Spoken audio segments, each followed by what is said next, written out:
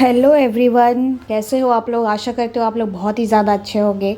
आज मैं एक नया चैप्टर के साथ आपके सामने आई हूँ और ये जो चैप्टर है इसका नाम है motion and time. Motion and time की अगर हम बात करें तो motion and time class 7th का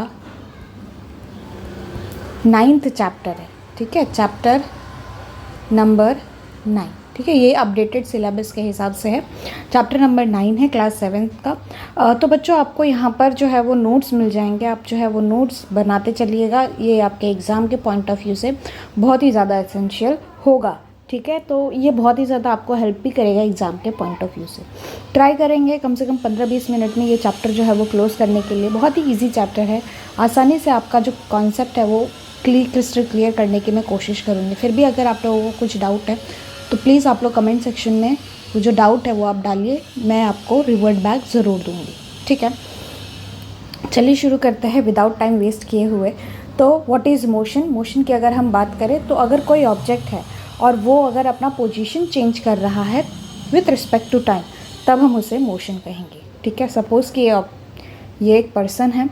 ठीक है, ये पर्सन यहाँ से लेकर यहाँ तक मूव किया और इसने कितना डिस्टेंस ट्रेवल किया, d। ठीक है, कितने टाइम में, t टाइम।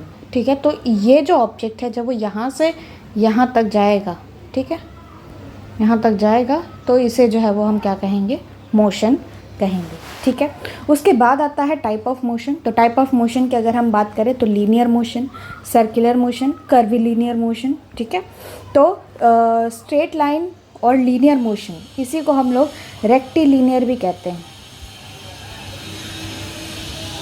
Rectilinear motion. ठीक है बच्चों, तो रेक्टिलीनियर मोशन का मतलब कुछ और नहीं होता है। रेक्टिलीनियर मोशन का मतलब होता है स्ट्रेट लाइन मोशन या फिर लीनियर मोशन। फिर उसके बाद आता है सर्कुलर मोशन। सर्कुलर मोशन की अगर हम बात करें लीनियर मोशन की अगर हम बात करें तो ऑब्जेक्ट जो है वो स्ट्रेट लाइन फॉलो अप करेगा। ठीक है, सर्कुलर मोशन की अगर हम बात करें तो ऑब्जेक्ट जो है वो एक सर्कुलर पाथ में जो है वो घूमता है। कर्वीलीनियर मोशन की बात अगर हम करें तो कर्वीलीनियर मतलब जो ऑब्जेक्ट है वो क्या करेगा, एक कर्व के पॉइंट ऑफ व्यू से घूमेगा। ठीक है, तब उसे हम कर्वीलीनियर मोशन कहेंगे और इसे सर्कुलर मोशन कहेंगे, इसे straight line motion, linear motion और रेक्टिलीनियर मोशन कह सकते हैं। ठीक है, फिर उसके बाद आता है हाउ फास्ट एंड स्लो। ठीक है, फास्ट एंड स्लो मोशन की अगर हम बात करें तो सपोज़ कि ये ऑब्जेक्ट है, ठीक, ये भी एक ऑब्जेक्ट है यानी कि एक इंसान है, उसको यहाँ से लेकर यहाँ तक जाना है और सेम पॉइंट से मतलब यहाँ से यहाँ तक जाना है और ये रास्ता है।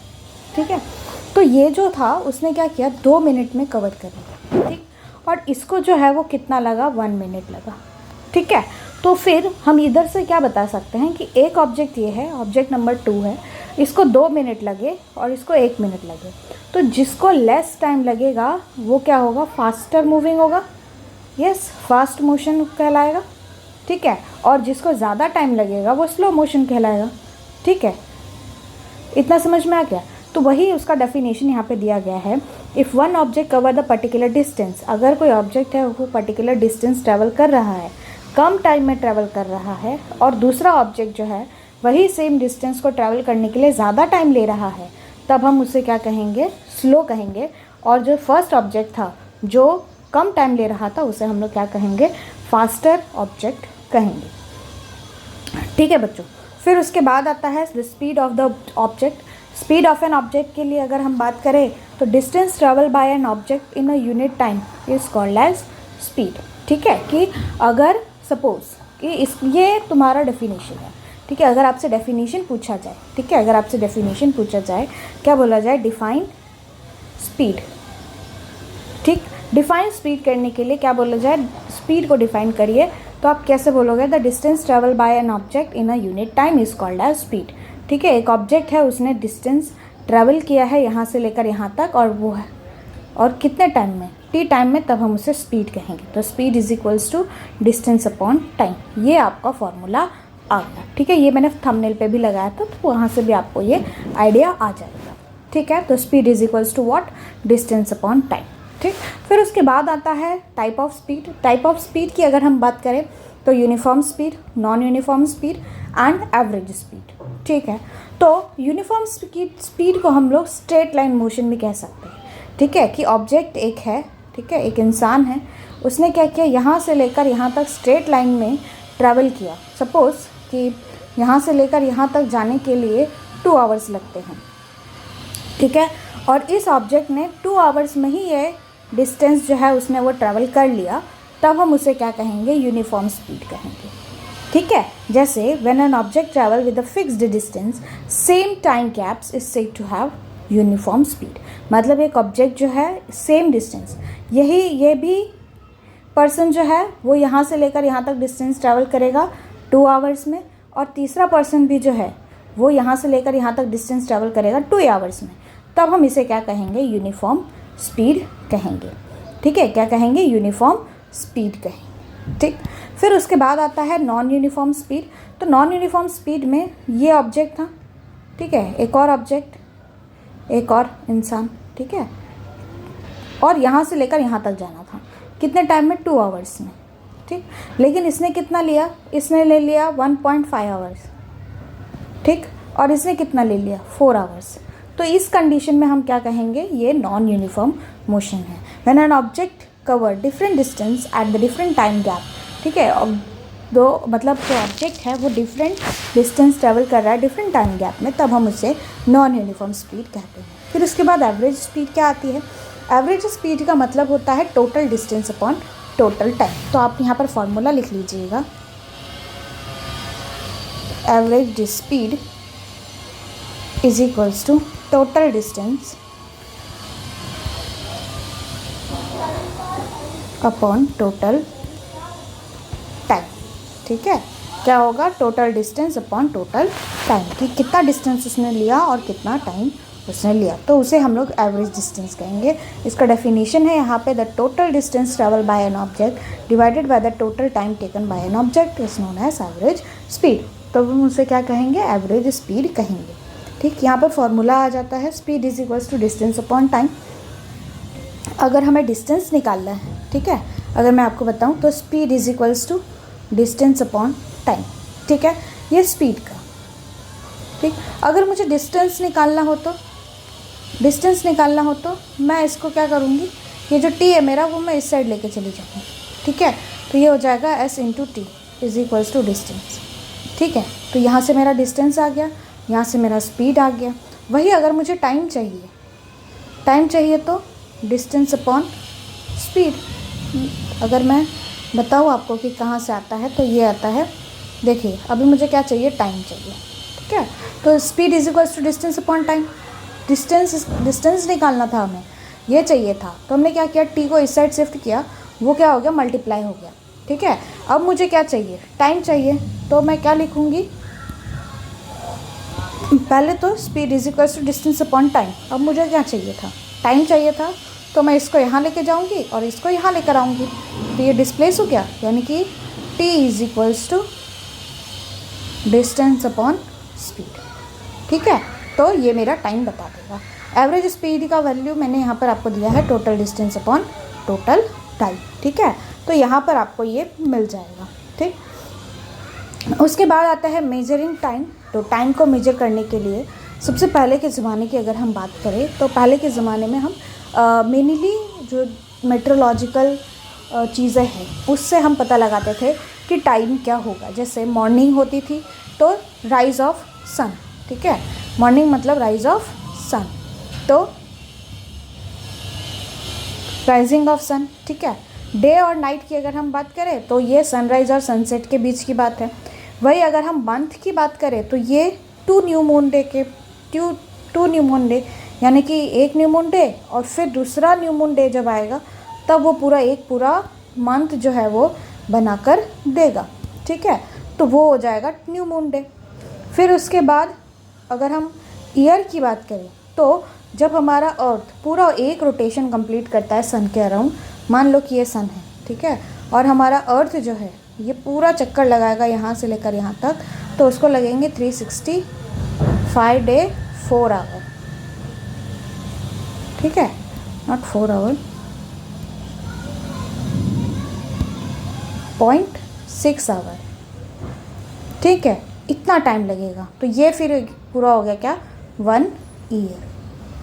ठीक है बच्चों, फिर उसके बाद आता है measuring time using devices such as clock, ठीक है। जैसे हम लोग पहले के ज़माने में ना जब चीज़ें नहीं हुआ करती थी, मतलब जैसे घड़ी नहीं था, तो जब ये सारी चीज़ें नहीं थी तो लोग जो है वो क्या करते थे, वो पीरियोडिक टाइम के हिसाब से चलते थे। पीरियोडिक टाइम और पीरियोडिक मोशन का मतलब हो जाता है जब कोई चीज़ एक सर्टेन इंटरवल ऑफ टाइम में वापस से रिपीट होती है ना बच्चों, तब हम उसे क्या कहते हैं, पीरियोडिक मोशन कहते हैं, ठीक है। जैसे आपने आज खाना खाया दोपहर में, कल दोपहर में वापस से आप खाना खाओगे, ठीक है, तो ये एक पीरियोडिक मोशन, ठीक, यानी कि इक्वल इंटरवल ऑफ टाइम में ये वापस से रिपीट होता रहता है, तब हम उसे पीरियोडिक मोशन कहते हैं या पीरियोडिक कॉन्सेप्ट कहते हैं, ठीक है। जिसके लिए पहले के ज़माने में सन डायल का यूज़ किया जाता था, ठीक है। सन डायल क्या होता था, सन डायल एक डिपिक्टिव टाइम था, मतलब हम एक एक्यूरेट तो नहीं बता सकते थे, लेकिन हम लगभग जो है वो डिपिक्ट कर सकते थे। डिपिक्ट का मतलब होता है प्रिडिक्ट करना, ठीक है, तो प्रिडिक्ट कर सकते थे कि कितना टाइम हो रहा है, जिसमें हम इसे जो है वो स्टाइल कहते थे, ठीक है, इसे डायल कहते थे, डायल प्लेट, ठीक। फिर उसके बाद ये जो है इसे निमॉन कहते थे, निमॉन, ठीक है, और इसमें जी जो है वो साइलेंट है, ठीक है। इसको हम आवर्स लाइन कहते थे, आवर्स, ये जो है ना ये रिप्रेजेंट कर रहा है आवर्स लाइन, ठीक है, यानी कि यहाँ से ये दिख रहा है आपको, ये एक है, ये दूसरा, ये तीसरा, तो ये पूरा 1 आवर को रिप्रेजेंट कर रहा है, तो इसे आवर्स लाइन कहते हैं, ठीक है। और फिर इसका जो है वो शैडो दिखता था, ये दिख रहा है, ये होगा शैडो, ठीक है। तो ये डायग्राम जो है ये आपके एग्ज़ाम में पूछा जा सकता है, ठीक है बच्चों। तो यहाँ से आपको जो है वो मिल जाएगा कि किसको क्या कहते थे, ठीक है। नेक्स्ट आता है सैंड क्लॉक, ठीक है। तो ये जो सैंड क्लॉक है ये आप पिक्चर वगैरह, मूवी वगैरह जो रहती है उसमें आप देख सकते हो, ठीक है। इसमें सैंड को यूज़ किया जाता था टाइम को मेजर करने के लिए। यहाँ पर एक ऐसे बाउल जैसी चीज़ रहती थी, इसमें सैंड को भरा जाता था पूरा ऊपर तक, यानी कि इसका जो ब्रिम है, ब्रिम तक पूरा भरा जाता था, और ब्रिम तक भरने के बाद इसको रख दिया जाता था। तो जब ये गिरता था नीचे तो उसे जो है वो टाइम का पता लगाया जाता था, ठीक है बच्चों। उसके बाद आता है वाटर क्लॉक। तो वाटर क्लॉक की अगर हम बात करें, वाटर क्लॉक भी यूज़ किया जाता था टाइम को मेजर करने के लिए, ठीक है, जिसमें यहाँ पर जो है वो ब्रिम तक पानी भरी जाती थी, ठीक है, ब्रिम तक पानी भरा जाता था, और जैसे जैसे नीचे ना ड्रॉप बाय ड्रॉप पानी गिरता था, तो ये जैसे जैसे ये लेवल नीचे होती थी तो उस हिसाब से 1 आवर, 2 आवर, 3 आवर ऐसे जो है वो डिटरमाइन किया जाता था। उसके बाद आता है पेंडुलम क्लॉक। पेंडुलम क्लॉक की अगर हम बात करें तो ये नॉर्मली आजकल नहीं रहता है, लेकिन पहले के ज़माने में होता था। पहले के ज़माने में इन द सेंस 2010 2011 तक मैंने ये देखा था, तो आप लोग भी देखना, या फिर आप अपने पेरेंट्स से पूछना, उन्होंने ज़रूर देखा होगा कि ये पेंडुलम क्लॉक क्या होता है, ठीक है। पेंडुलम क्लॉक जब 1 आवर हो जाता था, 2 आवर हो जाता था, ठीक है, परफेक्ट 1 आवर 2 आवर पे ये जो है वो पेंडुलम जो है वो इधर से उधर घूमने लगता था, ऑसिलेट करने लगता था, ठीक है। उसके बाद आता है क्वार्ट्ज क्लॉक। तो ये सबसे पहला अगर हम कह सकते हैं, क्वार्ट्ज क्लॉक एक ऐसा क्लॉक था जो सबसे पहले हमें एक्यूरेट टाइमिंग दी, ठीक है। क्वार्ट्ज क्लॉक पहला ऐसा क्लॉक था जिसने हमें टाइमिंग जो है वो परफेक्ट दिया था। इसमें जो है वो क्या लगता था, इसमें जो है वो सर्किट यूज़ होता था, इलेक्ट्रिकल सर्किट यूज़ होता था, और उसमें जो है वो सेल यूज़ होती थी, ठीक है। और इस सेल की वजह से वो हमें परफेक्ट टाइम जो है वो बताता था, ठीक है बच्चों। तो ये था आपका क्लॉक के बारे में और जो हमें बताता था टाइम के बारे में, ठीक है। फिर उसके बाद आता है पीरियोडिक मोशन, जिसे हम लोग सिंपल पेंडुलम कहते हैं। आइए सिंपल पेंडुलम के बारे में पढ़ते हैं 1 बाय 1 करके, ठीक है। सिंपल पेंडुलम की अगर हम बात करें तो सबसे पहले एक रिजिड सपोर्ट होता था, ठीक है। एक रिजिड सपोर्ट, रिजिड मतलब हार्ड, ठीक है, आप हार्ड सपोर्ट भी लिख सकते हो, ठीक है। रिजिड सपोर्ट होता था, फिर एक थ्रेड ऐसी बंधी हुई रहती थी, और नीचे एक मेटल का बॉब होता था, इसे बॉब कहते हैं, मतलब बॉल जैसा स्ट्रक्चर होता था, लेकिन वो मेटल का होता था, वो थोड़ा हैवी रहता है, ठीक है। फिर उसको क्या करना है, आपको एक पोजीशन पे लेकर जाना है, ठीक, और वहाँ से आपको छोड़ देना है। तो ये उसका जो है, यानी कि ये जो सेंटर रहेगा उसका वो रहेगा उसका मीन पोजीशन और सेंटर पोजीशन, ठीक है बच्चों। और ये जो रहेगा वो रहेगा उसका एक्सट्रीम पोजीशन, ठीक है। ये दोनों जो है वो क्या रहेगा, उसका एक्सट्रीम पोजीशन कहलाता है। एक्सट्रीम पोजीशन मतलब हाईएस्ट पोजीशन, वो उसके अलावा आगे और नहीं बढ़ सकता है, ठीक है। तो सिंपल पेंडुलम में क्या है, सिंपल पेंडुलम में एक बॉब है, ठीक है। ये मेटालिक बॉब या फिर आप स्टोन भी लगा सकते हो। Stone in the sense what, कि कोई पत्थर है ना, तो कोई पत्थर जो है वो आप यहाँ पर लगा सकते हो। और ये एक रिजिड सपोर्ट से रहता है, यानी कि ये दिख रहा है आपको, ये जो है ना, ये रिजिड सपोर्ट यानी कि हार्ड सपोर्ट जिसे हम कहते हैं, ये हार्ड सपोर्ट से रहता है। और इसमें थ्रेड जो है वो बांधी हुई रहती है ऐसे, ठीक है। और फिर ये उसको मीन पोजीशन से एक्सट्रीम पोजीशन पर लेकर जाते हैं। ये नेक्स्ट आता है ऑसिलेटरी मोशन। ऑसिलेटरी मोशन का मतलब क्या, to and fro motion. To and fro motion का मतलब क्या होता है बच्चों, आगे और पीछे, यानी कि ये जो बॉब है ये आगे गया फिर वो पीछे आएगा, फिर आगे गया फिर पीछे आएगा, तो ये टू एंड फ्रो मोशन है। तो टू एंड फ्रो मोशन का मतलब हो जाता है जब हम कोई ऑब्जेक्ट को यहाँ आगे लेकर जाएं और फिर वो पीछे आ जाए, वापस से आगे जाए, फिर से पीछे आ जाए, वापस से आगे जाए, वापस से पीछे आ जाए, तब हम इसे क्या कहते हैं, टू एंड फ्रो मोशन कहते हैं। To and fro motion of the pendulum is called as oscillatory motion. ये जो टू एंड फ्रो मोशन है पेंडुलम का, उसे ही हम लोग ऑसिलेटरी मोशन भी कहते हैं, ठीक है। तो ये क्या होता है, मीन पोजीशन से मतलब सेंटर पोजीशन से अपने एक्सट्रीम पोजीशन तक पहुंच सकता है, ठीक है। फिर उसके बाद आता है ऑसिलेशन। तो ऑसिलेशन, जब कोई भी बॉब अपने सेंटर से किसी भी एक्सट्रीम पोजीशन पे चला जाता है तब हम उसे वन ऑसिलेशन कहते हैं। When the bob move from its centre to its extreme end it's said to have the complete one oscillation. मतलब क्या होता है कि सपोज़ ये आपका रिजिड सपोर्ट है, ठीक है, ये बच्चों आपका रिजिड सपोर्ट है और यहाँ पर आपने थ्रेड लगाया, ये बॉब है, ठीक है। तो ये अपने मीन पोजीशन से एक्सट्रीम पोजीशन पे गया यहाँ पर, ठीक है, और फिर वो यहाँ से आकर यहाँ पर एक एक्सट्रीम पोजीशन पे गया। तो ये इसने जो पूरा वन कंप्लीट किया है, तो इसे हम लोग ऑसिलेशन कहते हैं, ठीक है, इसे हम लोग वन ऑसिलेशन कहते हैं। वही अगर हम टाइम पीरियड ऑफ पेंडुलम की बात करें, the time taken by a pendulum bob to complete one oscillation is known as time period.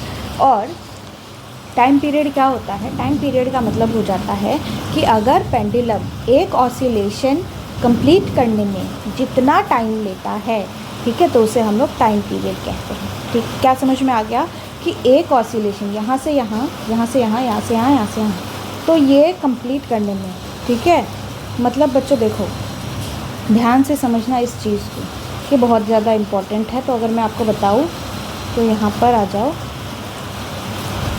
ये बॉब है, ये यहाँ से यहाँ गया, ठीक है, फिर वापस आया, फिर यहाँ से यहाँ गया और फिर वापस आया अपने मीन पोजीशन पे। तो इसको ये पूरा कंप्लीट करने में जितना टाइम लगा उसे हम लोग टाइम पीरियड कहते हैं, ठीक है, इसे हम लोग क्या कहते हैं, टाइम पीरियड कहते हैं। तो टाइम पीरियड ऑफ पेंडुलम का हो जाएगा, टाइम पीरियड का फॉर्मूला है 1/ऑसिलेशन, ठीक है। 1/ऑसिलेशन मतलब एक बार में जितना ऑसिलेशन हुआ है उसे हम लोग टाइम पीरियड कहते हैं। मतलब एक ऑसिलेशन कितने टाइम में हुआ, उसे टाइम पीरियड ऑसिलेशन, ठीक है। तो अगर हम टाइम के स्पीड की बात करें या यूनिट्स की बात करें, तो टाइम को हम लोग किस किस यूनिट से डिनोट करते हैं, सेकंड, मिनट एंड आवर। वही अगर हम स्पीड की बात करें तो ये क्या है, डिस्टेंस अपॉन टाइम। और डिस्टेंस हम लोग किस में कवर करते हैं, डिस्टेंस, कितना डिस्टेंस ट्रैवल किया मीटर में, ठीक है, कितना डिस्टेंस ट्रैवल किया किलोमीटर में, राइट। इसी तरीके से डिनोट करते हैं डिस्टेंस को, ठीक है। और टाइम को टाइम, सेकेंड, मिनट, ठीक है, तो ये तीन चीज़ों में डिनोट करते हैं। तो इसका जो यूनिट है वो हो जाएगा मीटर पर सेकेंड, मीटर पर मिनट या फिर मीटर पर आवर, ठीक है। वही अगर हम इसके कन्वर्जन की बात करें तो 1 किलोमीटर पर आवर यानी कि 1 घंटे में, तो 1 किलोमीटर कितना मीटर, 1000 मीटर, और 1 आवर कितना मिनट, 60 मिनट, यानी कि 1000 मीटर अपॉन 60 मिनट। वही अगर हम इसको सेकंड में बात करें तो ये हो जाएगा 1000 मीटर अपॉन 3600 सेकेंड, और इसकी अगर हम बात करें तो ये हो जाएगा 1/3.6 सेकेंड। ठीक है, तो अगर हमें किलोमीटर से आवर में किलोमीटर पर आवर से मीटर पर सेकेंड में करना है तो हमें 3.6 से डिवाइड करना पड़ेगा, और वही अगर हम मीटर से किलोमीटर पर आवर में कर रहे हैं तो इसे हम लोग 3.6 से मल्टीप्लाई करना पड़ेगा। ये बहुत ही ज़्यादा इंपॉर्टेंट है बच्चों, ये आप याद रखना। इसको ना मैं डब्बे में बना देती हूँ, ये बहुत ही ज़्यादा एसेंशियल है, ये आपके एग्ज़ाम में कन्वर्जन के लिए काम आएगा। ठीक है, उसके बाद आता है स्पीडोमीटर। तो स्पीडोमीटर क्या होता है बच्चों, और ओडोमीटर क्या होता है, आइए वो भी पढ़ लेते हैं। स्पीडोमीटर का मतलब होता है अगर कोई व्हीकल है, ठीक है, यानी कि ट्रक या कार है, उसने कितना स्पीड किलोमीटर में ट्रैवल किया है, पर किलोमीटर में ट्रैवल किया है पर आवर में, तब हम उसे स्पीडोमीटर कहते हैं। ठीक है, मतलब एक बाइक है, या जब आप चलते होंगे, या आपके पापा जब आपको स्कूल छोड़ने आते होंगे, आपकी मम्मी आती होंगी, तो आपने देखा होगा स्कूटी पे एक ऐसी यूनिट होती है, ठीक है, और वहाँ पर एक कांटा होता है जो एक नीडल होती है जो हमेशा मूव करती है। ठीक है, इधर कम होगी या तो ज़्यादा होगी। ठीक है, तो वो जो होता है वो किलोमीटर पर आवर की स्पीड होती है। ठीक है, यानी कि इतना किलोमीटर 1 घंटे में आप ट्रैवल कर रहे हो। ठीक है, तो वो होता है स्पीडोमीटर। स्पीडोमीटर अगर आप इसको सिंपल इसमें समझोगे तो ये एक ऐसा डिवाइस है जिससे आप किसी भी व्हीकल का मेजरमेंट पता कर सकते हो, यानी कि स्पीड पता कर सकते हो, जो कि किलोमीटर पर आवर में होगा। ठीक है, उसके बाद आता है बच्चों ओडोमीटर। तो ओडोमीटर क्या होता है, ओडोमीटर ना बच्चों वो होता है जब से कार बनी है, या कोई भी साइकिल मोटरसाइकिल नहीं, मोटरसाइकिल जब से बनी है या जो कार बनी है, तो तब से लेकर अभी तक वो कितना टाइम चली है, यानी कि कितना किलोमीटर उसने ट्रैवल कर लिया है, तब हम उसे ओडोमीटर कहते हैं। जैसे कि यहाँ पर देखो, यहाँ पर ये जो किलोमीटर दिया गया है ये तो स्पीडोमीटर है। ठीक है, बाकी जो मैं ग्रीन कलर में मार्क कर रही हूँ, ठीक है, येलो ले लेती हूँ, दिखेगा आपको। ठीक है, ये जो येलो कलर में मैं मार्क कर रही हूँ ये है आपका ओडोमीटर, यानी कि ये जो गाड़ी है ये 5,85,119 किलोमीटर, यानी कि 5,85,119 किलोमीटर जो है वो चली है। तो ये किसका काम था, ये ओडोमीटर का काम था कि वो उसने कैलकुलेट कर रखा है कि कोई भी गाड़ी कितना किलोमीटर तक चली है। ठीक है बच्चों, फिर आते हैं नेक्स्ट पे। तो नेक्स्ट है आपका डिस्टेंस टाइम ग्राफ। तो डिस्टेंस टाइम ग्राफ जो हम बनाते हैं बच्चों, ठीक है, डिस्टेंस टाइम ग्राफ को रिप्रेजेंट करने के लिए, डिस्टेंस टाइम ग्राफ इसीलिए हम कहते हैं क्योंकि हम उसे डिस्टेंस और टाइम के रिलेटेड में, टाइम के रिस्पेक्ट में प्लॉट करते हैं, इसीलिए उसे डिस्टेंस टाइम ग्राफ जो है वो कहा गया है। अगर हमें डिस्टेंस टाइम ग्राफ बनाना है तो ये बहुत ही ज़्यादा सिंपल है। सबसे पहले आपको क्या करना है कि आपको एक ग्राफ पेपर ले लेना है। ठीक है बच्चों, क्या करने की बहुत ही ज़्यादा एसेंशियल है, बहुत ज़्यादा एसेंशियल है, ये आपके एग्ज़ाम में पूछा जा सकता है। तो प्लीज़ आप जो नोट्स है, जो भी मैंने पढ़ाया है वो 1 बाय 1 करके आप बनाते जाइए, ताकि आपके एग्ज़ाम में आपको कोई भी परेशानी ना हो। ठीक है, तो चलिए हम बनाते हैं। सबसे पहले बोला गया है कि आपको एक ग्राफ पेपर लेना है। ग्राफ पेपर पे आपको एक एक्स एक्सिस बनानी है और एक वाई एक्सिस बनानी है। ठीक है, क्या बनाना है, पहले एक एक्सिस बनाना है और फिर वाई एक्सिस बनानी है। ठीक, फिर उसके बाद आपको बोला गया है एक्स एक्सिस बनाने के बाद आपको उसको प्लॉट करना है। क्या, एक्स एक्सिस पे आप टाइम प्लॉट करेंगे। हमेशा याद रखना बच्चों, हमेशा हम कोई भी ग्राफ बनाएंगे अभी 10th तक, तो केमिस्ट्री फिज़िक्स में कोई भी ग्राफ बनाएंगे तो इस पे जो है कोई भी ग्राफ एनालिसिस अगर टाइम से रिलेटेड है तो, ठीक है, तो इस एक्स एक्सिस पे हमेशा टाइम ही आएगा।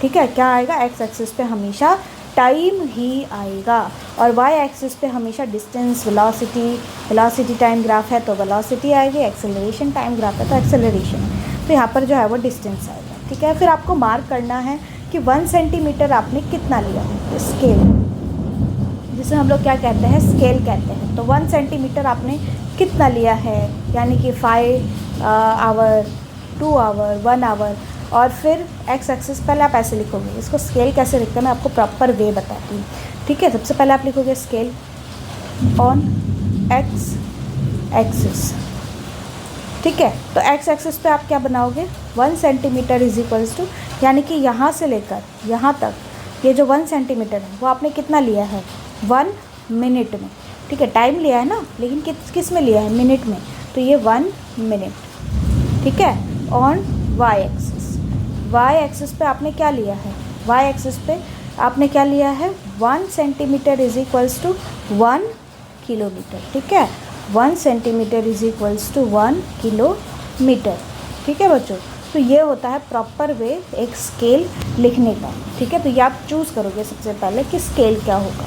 उसके बाद आप प्लॉट करना शुरू करोगे, यानी कि प्लॉट कुछ ऐसे करोगे आप कि जो भी आपको वैल्यू दी गई है, ठीक है, जो भी आपको वैल्यू दी गई है उस पर आपको मार्क करना है, ठीक है। सपोज़ आपने मार्क कर दिया, मार्क करने के बाद आपको एक एक्स एक्सिस से लाइन ड्रॉ करना है और एक वाई एक्सिस से लाइन ड्रॉ करनी है। जहाँ पर भी ये मीट हो रही है वो आपको ऐसे मार्क कर देना है, ठीक है। तो आप सपोज़ कि आपने 3-4 पॉइंट जो है वो ऐसे मार्क कर दिया, ठीक है। और बाकी 4 पॉइंट क्या करना है, जो भी पॉइंट था आपका, ठीक है, जो भी पॉइंट था आपका उसको क्या करना है, एक लाइन से जॉइंट कर देना है ऐसे स्केल रख के, ठीक। तो इसे हम लोग क्या कहेंगे, डिस्टेंस टाइम ग्राफ। अगर ग्राफ स्ट्रेट लाइन जा रही है तो इसका मतलब है कि वो यूनिफॉर्म मोशन में है, ठीक है। अगर लाइन स्ट्रेट जा रही है, एकदम सेंटर से होते हुए स्ट्रेट जा रही है, तो इसका मतलब है कि वो यूनिफॉर्म मोशन है, ठीक है। वही अगर हम स्ट्रेट लाइन की बात करें, अगर गाड़ी स्ट्रेट लाइन है, ठीक है, तो ग्राफ के शेप से भी हमें पता चल सकता है कि हमारा जो ऑब्जेक्ट है वो यूनिफॉर्म मोशन है, नॉन यूनिफॉर्म मोशन है, पीरियोडिक मोशन है कि क्या है, ठीक है। तो अगर स्ट्रेट लाइन है, ठीक है, अगर हमारा ग्राफ जो है वो स्ट्रेट लाइन है तो उसे हम लोग यूनिफॉर्म स्पीड कहेंगे, यानी कि कांस्टेंट स्पीड कहेंगे, ठीक है। वही अगर हमारा ग्राफ जो है वो एक्सिस के पैरेलल है, यानी कि ये देखो ये टाइम है, ये हमारा ग्राफ है और ये पैरेलल है एक्स एक्सिस के, ठीक है। तो इसका मतलब है कि वो जो ऑब्जेक्ट है वो टाइम तो बीत रहा है लेकिन वो क्या कर रहा है, डिस्टेंस ट्रैवल नहीं कर रहा है, यानी कि वो क्या है, वो एक स्टेडी पोजीशन पे है, यानी कि उसने कोई भी डिस्टेंस जो है वो ट्रैवल नहीं की है, ठीक है। तो ये आता है। फिर उसके बाद अगर हम कर्व शेप की बात करें तो अगर आप देखो कर्व शेप यहाँ पे दिख रहा है आपको, ये कर्व शेप, इसका मतलब है कि जो ऑब्जेक्ट है वो क्या कर रहा है, नॉन यूनिफॉर्म मोशन ट्रैवल कर रहा है, ठीक है बच्चों। तो ये होता है आपका, ठीक। फिर उसके बाद आता है to find the speed and the distance time graph, ठीक है। तो हम स्पीड और डिस्टेंस कैसे फाइंड करेंगे, तो speed is equals to distance upon time होता है, ठीक है, ये हमें पता है। हमारा जो स्टीपर स्लोप है उसको हम निकालेंगे, जैसे कि ये दिया गया है, यहाँ पर देखो ये ऐसे 2 ग्राफ दिए गए हैं, लेकिन इसका स्टीपर कुछ ज़्यादा ही है, ठीक है। तो ए का स्टीपर कुछ ज़्यादा ही है, यानी कि ये फास्ट है, ठीक है, और ये जो है वो प्रॉपर तरीके से स्लो की तरीके से जा रहा है ऐसे लोड, ठीक है। तो ये जो है ये फास्ट मूविंग ऑब्जेक्ट है ए, और बी जो है वो स्लो मूविंग ऑब्जेक्ट है। फास्ट मूविंग ऑब्जेक्ट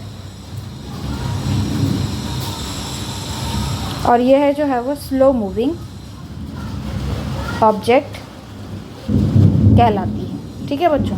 तो ये था आपका पूरा का पूरा चैप्टर, ठीक। तो thank you so much video देखने के लिए। अगर आप लोगों को ये वीडियो अच्छी लग रही है तो प्लीज़ मेरे वीडियो को लाइक करिए, चैनल के जो चैनल है उसको सब्सक्राइब करिए। सब्सक्राइब के लिए आपके हाथ में पेन है, पेंसिल है, इरेज़र, शार्पनर, कुछ भी है, ठीक है, तो उसे फेंक कर जो एक रेड कलर का बटन है उसमें जो सब्सक्राइब लिखा हुआ है उसको क्लिक करिए, ठीक है।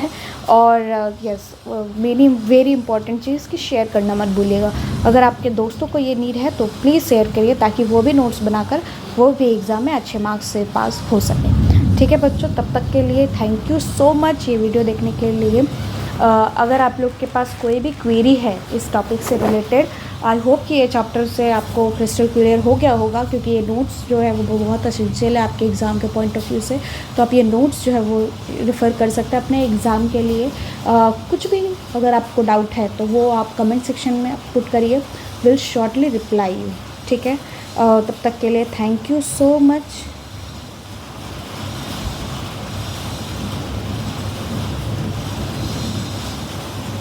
Thank you. ठीक है, till then take care, bye bye.